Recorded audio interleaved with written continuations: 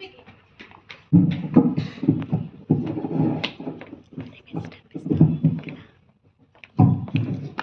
Jai Hind, sir. Permission to begin. Jai Hind to all of the chairman, sir, director, sir, dean, sir, teachers, and all my co-cadets of Veritas Sainik. I, Cadet Martika of grade 8G, this day on the 11th episode of Toastmasters Club, I would like to highlight a topic on demolition of democracy. The demolition of democracy is a concept that is increasingly common in modern political landscape. It refers to the erosion of democratic principles and institutions, as well as the erosion of political and civil rights of the citizens. The demolition of democracy can occur through various ways, including authoritarianism, corruption, and the erosion of democratic values by those in power. Authoritarianism. Authoritarianism is one of the most common ways in which the democracy can be demolished. Authoritarian leaders often seek to consolidate powers and eliminate opposition through the repressive methods, such as censorship, suppression of dissent, and the use of security forces to intimidate and silence political opponents. This can lead to a decrease in political freedoms, stifling of public debate, effectively eroding the foundations of democracy. Corruption. Corruption is another key factor in the demolition of democracy, where leaders and public officials abuse their powers for personal gain. They can undermine the rule of law and erode public trust in democratic institutions. This can lead to a breakdown in functioning of government and an erosion of checks and balances that are essential to a democratic society. The erosion of democratic values by those in power. The erosion of democratic values by those in power is yet another way in which the democracy can be demolished.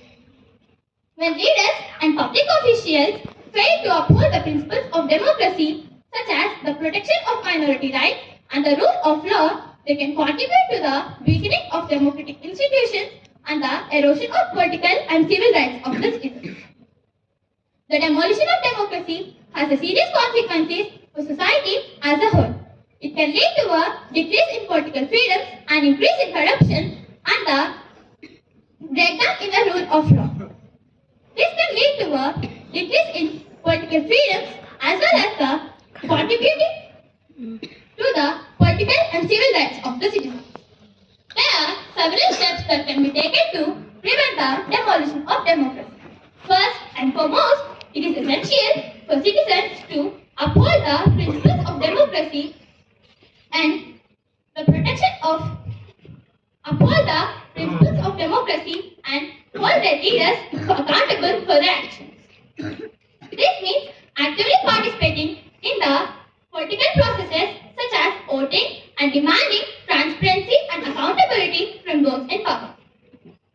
Additionally, it is important for democratic institutions such as judiciary and the media to prevent the demolition of democracy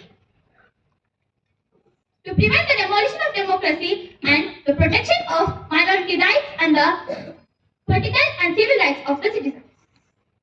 Finally, it is essential for leaders and public officials to uphold the principles of democracy and the protection of minority rights. This means respecting the political and civil rights of the citizens and the press to uphold the freedom of speech and minority rights for those in power.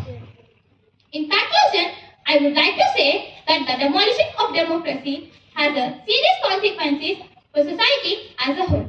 It can occur through various means, including authoritarianism, corruption, and the erosion of democratic values by those in power. However, by remaining vigilant and transparencies